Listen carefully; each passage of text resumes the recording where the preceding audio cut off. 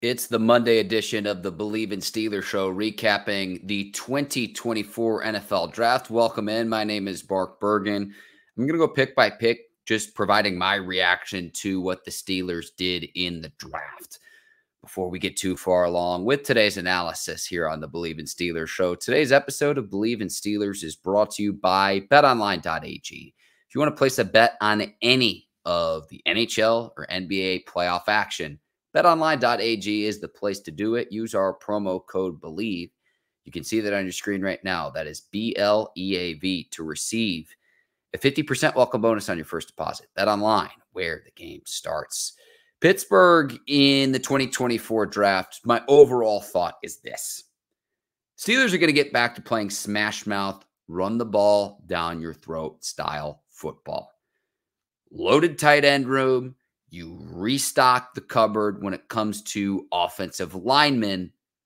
The style of football Arthur Smith has played as the head coach of the Atlanta Falcons, as the offensive coordinator of the Tennessee Titans, and how he's had success calling plays in the NFL.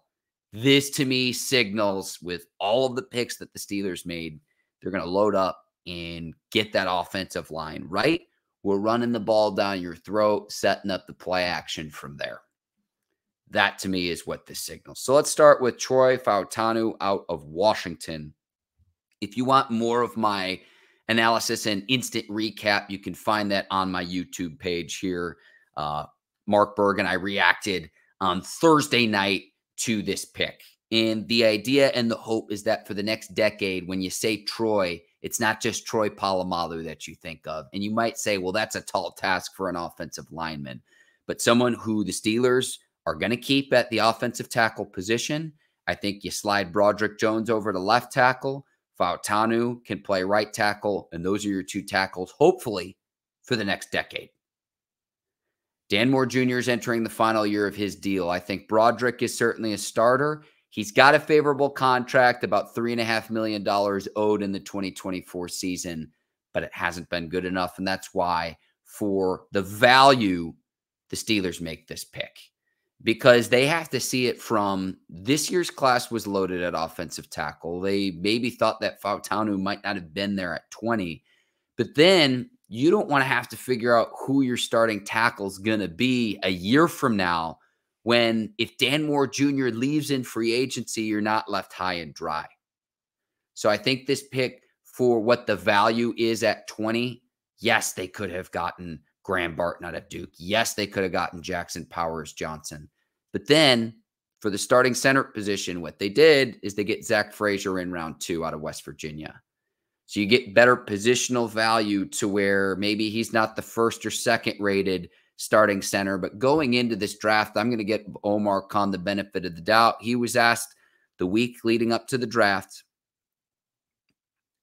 about centers, and he says that there were several starting caliber centers in this year's draft. So you get better value in the second round at pick 51 for Zach Frazier versus spending the 20th overall pick on Zach Frazier. It's vital that Frazier works out, whether it's Russell Wilson or Justin Fields back there, because this is a position where traditionally the Steelers have had studs there. Mike Webster, Dermonde Dawson, Marquise Pouncey. Steelers haven't gotten this position right since Marquise Pouncey retired. Kendrick Green didn't work. Mason Cole, I thought, was actually okay in 2022. Way too many inconsistencies last season. Getting blown off the ball at the point of attack at the line of scrimmage, and just the snaps, they've got to be on the money. You don't want your quarterback playing shortstop back there, having to try to field the football, and the play gets all goofed up, and the timing of it gets all goofed up. And that was just his lack of consistency.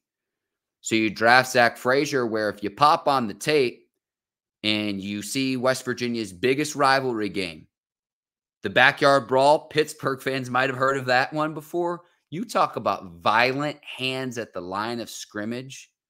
Violent hands to where when he gets his hands on opposing nose tackles, opposing defensive tackles, opposing rushers, it's over. I like this pick a lot relative to the value that you can get an NFL caliber starter at pick 51 versus to try to have to do that at pick 20. And at that point, it's a bit of a reach. You get better value getting an offensive tackle in Troy Fautanu at 20, then you get your center at 51. It's just better overall value. At this point in the draft, may I add too, in the second round, Jackson Powers Johnson was already gone with the 44th pick to the Las Vegas Raiders. So at this point, you knew that Frazier was going to be the pick because Graham Barton went in the first round. Steelers had to make this pick right, and they get Zach Frazier at pick 51. Steelers' third pick at 84, Roman Wilson out of Michigan. Now, I know a lot of Steelers fans, I've seen some chatter about this where it's like Roman Wilson was the best guy that they could get, and he's going to be the one to complement and be the Robin to George Pickens' Batman. When you put on the black and gold, it's like putting on the Superman cape when it comes to the receiver position for the Pittsburgh Steelers with the organization's ability to draft and develop receivers. Mark, what are you talking about? Chase Claypool, who's a free agent right now as a rookie, tied a franchise rookie record with 11 touchdowns. He had 4 in one game his rookie year in Pittsburgh. I'm going to give the Steelers the benefit of the doubt that when they draft a receiver, that they know what they're doing. George Pickens, if not for that knee injury, would have been a first rounder, and you get him in the second round. You like the flashes that you've seen from him, whether it's Roman Wilson stepping up this year, and he was most effective in the slot when he caught a dozen touchdowns for the national championship Michigan Wolverines and made plays when it counted. You keep him in the slot, Calvin Austin, Van Jefferson. Give the Steelers the benefit of the doubt here. And this is a potential position where you say maybe the Steelers aren't done making moves to where they either sign another free agent or make a trade. But also with the tight end position and the depth that you have at tight end, you're going to be running more sets with multiple tight end personnel to where you might only have, say, 1 or 2 receivers on the field at any given time. I'm going to give the Steelers the benefit of the doubt with this pick, but also by the time they picked with this pick at 84, a lot of the receivers, even the day 2 guys, were off the board at this point in the draft. It was a loaded receiver class, but I think a lot of franchises and organizations understood this. With the Steelers' ability, when you put on that black and gold, again, the analogy I'm going to make is it's like a Superman cape.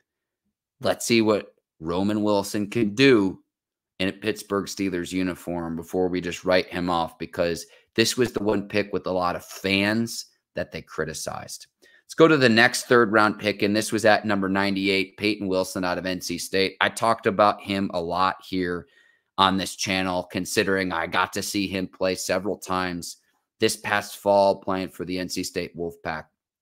The concerns are he's a little bit older, and earlier on in his college playing career, he had some injury problems. But you talk about flying to the football.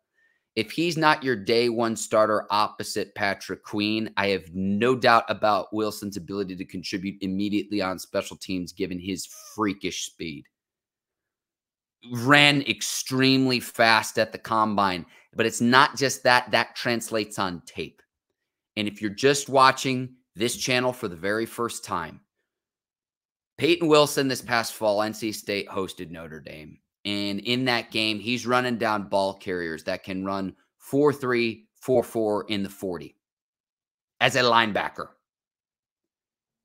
When he needs to chase down Lamar Jackson in a game as a linebacker, that's what I look at this pick with. And after that Notre Dame game, the NC State head coach Dave Dorn spoke with reporters, and he was saying that in the history of the NC State program, Payton Wilson ran faster than any other player they've tracked ever. Now, I don't know how far that specific tracking goes in terms of miles per hour, but when he's going 20 plus miles per hour, 22, 23 miles per hour on a football field, that is flying. And he's faster than any DB, receiver, running back. Tells me all I need to know. I like this pick a lot because I think you can bring Wilson along. I think he has enough playing experience to where if he has to start day one, he can benefit from playing opposite of Patrick Queen. No, Quan Alexander's still a free agent right now. Cole Holcomb's working his way back from injury. Landon Roberts battled injury a year ago. I really like the Steelers' inside linebacker trio from a year ago. But you were able to shore up depth here at a position of need, considering the Steelers run a 3-4. But I also want you to think about it from the standpoint of what could Wilson contribute immediately on special teams, given his effort in his pursuit of the football. But then also the importance of, in the NFL, you're running a lot more nickel packages and dime packages than you even realize. And that base 3-4 defense, I'm not going to say you're never in it, but the style of football, you're going to be a nickel a lot more with 5 DBs on the field than you probably are going to be in a base defense. I like this pick because you needed another linebacker, and you get a guy that flies to the football, not just at the underwear Olympics of the NFL Combine, but on tape as well. A few other thoughts. Round 4, the Steelers with pick 119 get Mason McCormick out of South Dakota State. And he made a ton of starts at South Dakota State, a school record, 57 consecutive starts at the offensive line for South Dakota State. So they get him in the 4th round, shore up and get some more offensive line depth, again, with the physicality and the ground and pound style that Arthur Smith's going to want to play. We're running down the front door, and there ain't nothing that you can do to stop it. Think about the emergence of Derrick Henry, right?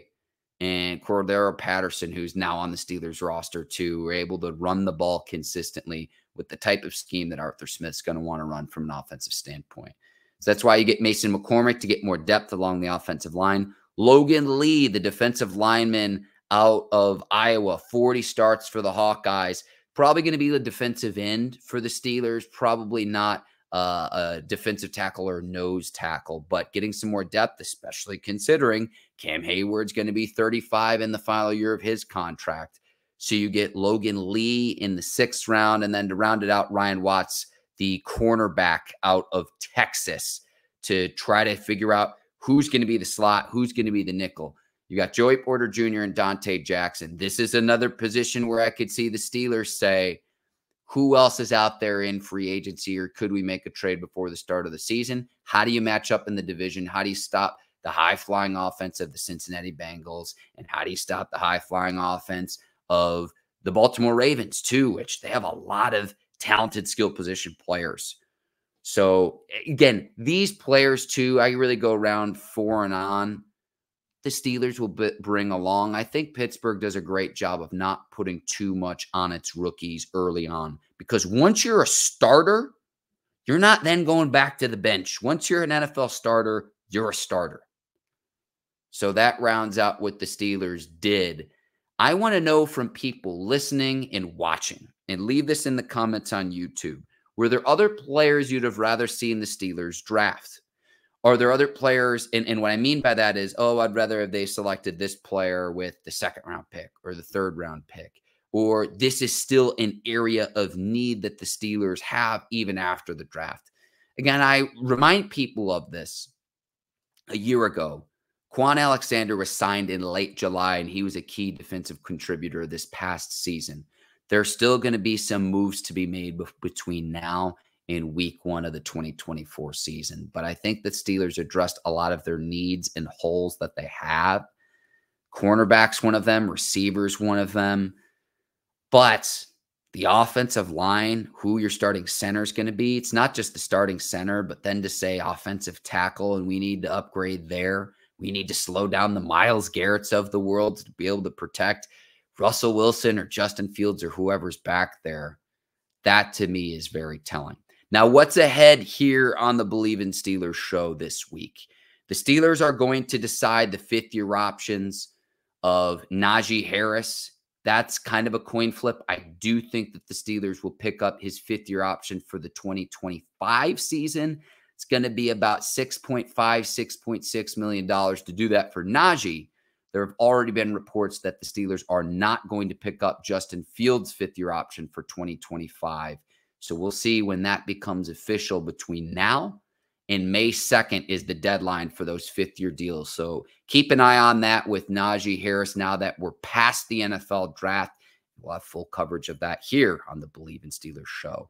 I want to thank BetOnline.ag, today's presenting sponsor of the Bleav in Steelers show on Apple and Spotify. Please do us a favor, leave a 5-star review there. On YouTube, hit that subscribe button, tell a friend to tell a friend to tell a friend. My name is Mark Bergin. This has been another edition of the Bleav in Steelers show. Thank you for making me a part of your day. I'll be back later this week. We'll figure out May 2nd what happens with the 5th-year options of Najee Harris. Again, we know about Justin Fields already with the reports out there. I will see you then. Take care. So long, everybody.